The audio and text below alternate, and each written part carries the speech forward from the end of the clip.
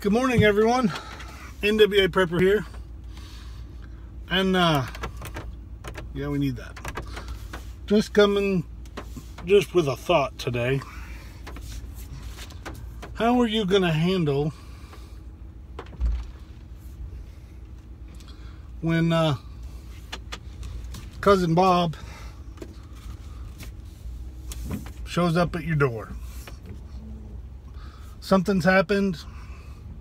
Little or big, it doesn't matter what it is. Something happens in your area,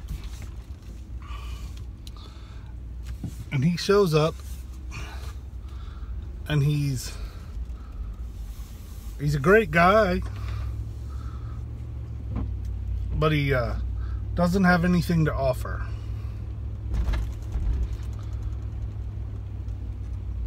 It's a hard thing to think about. The biggest thing, or let me continue with the story first. So something bad's happened,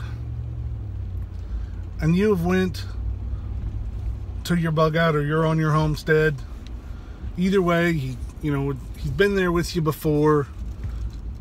He came out and he went hunting, or target practicing, or barbecue, or whatever. So he knows where you're at. He knows you've got food and water because you've been trying to get him to prepare for years.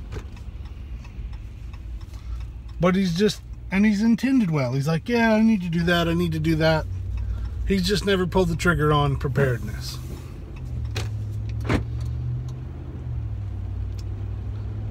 And then something happens. And it's several days into the event.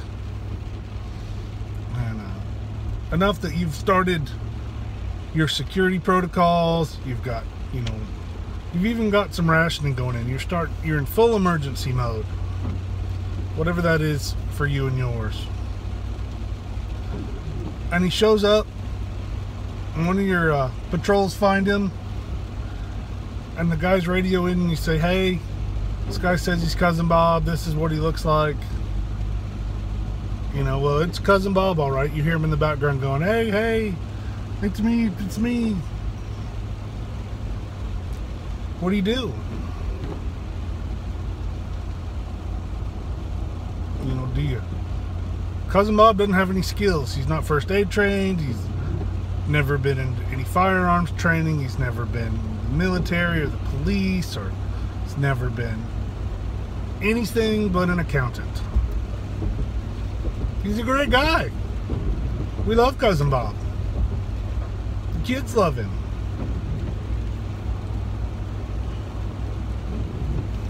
How are you going to handle it? Are you the one that makes those decisions? If you're in a mag group, how do you handle those decisions? I don't know. What if Cousin Bob brings, kids, wife? That's something you got to be prepared for, because it's going to happen.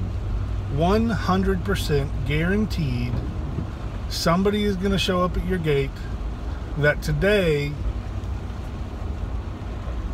you like. Someone today that you love, that you want to be around today.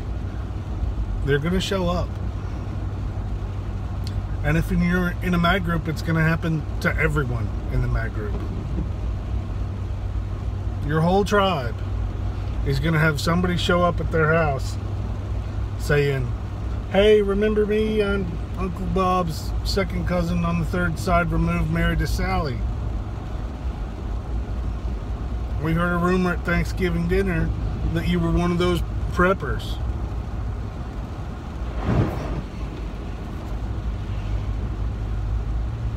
Strangers coming to the gate are easier to deal with. To some, to me they're not. I guess a little bit,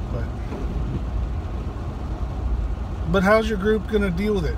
If your direct family is your group, that makes it more difficult.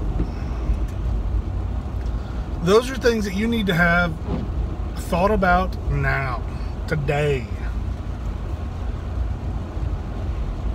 Sit down with your group, whomever it is, whether it's your family, your neighbors, a mag group, your team, whatever, whoever your group is that's going to be the ones helping you deal with that. You need to sit down and say, hey, what about Cousin Bob? You know, what about my son? What about my daughter? You know, if they're not living at home or they're gone to school or something. My recommendation, my plan is to make sure that I've bought enough beans and rice to accommodate Cousin Bob.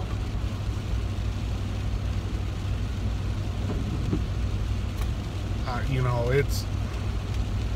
is that going to make it difficult? Yes. Not having skills is the biggest part, because I can buy beans, I can buy a couple extra bandages for them over time, but I don't want to have to teach them things. So,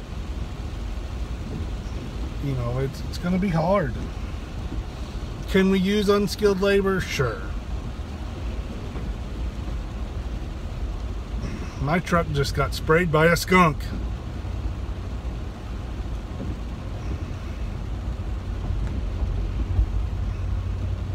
I think there's a skunk in my truck.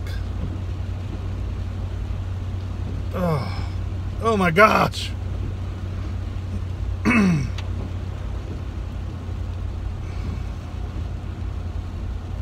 You got to take care of them.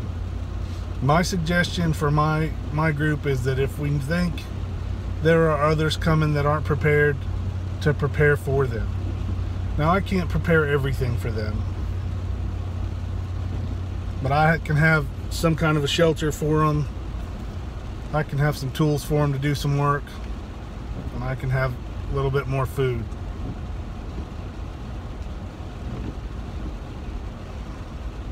That's what we got to do. They can be put to work doing some things. You don't have to have a whole lot of skill to pull weeds, to haul water. But how many of those can your group absorb? How many Cousin Bobs can you be prepared for? What happens when everyone Cousin Bob's talks to on his way over there comes with you? One of a TV show that I enjoyed and I rewatch all the time is the show Jericho. It's about a terrorist attack on the U.S. that nukes go off, blah blah blah. So there's a town that's surviving, the town of Jericho, Kansas, and this happens to them. Only one of their townspeople comes back, and when he comes back, he's got like 100 people with him. Because, well, I know my town will take care of us. They're prepared. Are you prepared for that? Are you prepared to try to turn them away? Take them in or turn them away. That's your options. Those are broad stroke options. I know some of you are thinking of laser beam options. It's hard to say. The important thing to remember is that you and your family have to come first.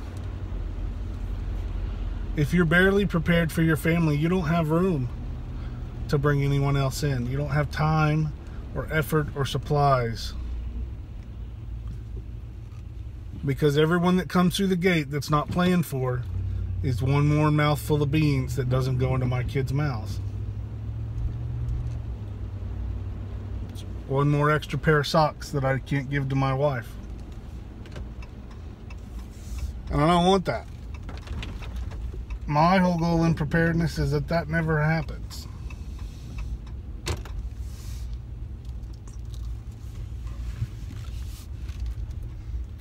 You got to prepare for them, or you got to send them on. It sucks. Start thinking of that now. Go through those burdens, those thoughts, those buts and ifs. Go through all that now with the people you care about. Discuss it now, so that when the time comes, there's no discussion. You know, open the gate, he's coming in. Bob, we love you. Here's a hug. Here's what we need you to do. Come over here, set up camp. You know, here are the rules. What are you going to do about Cousin Bob?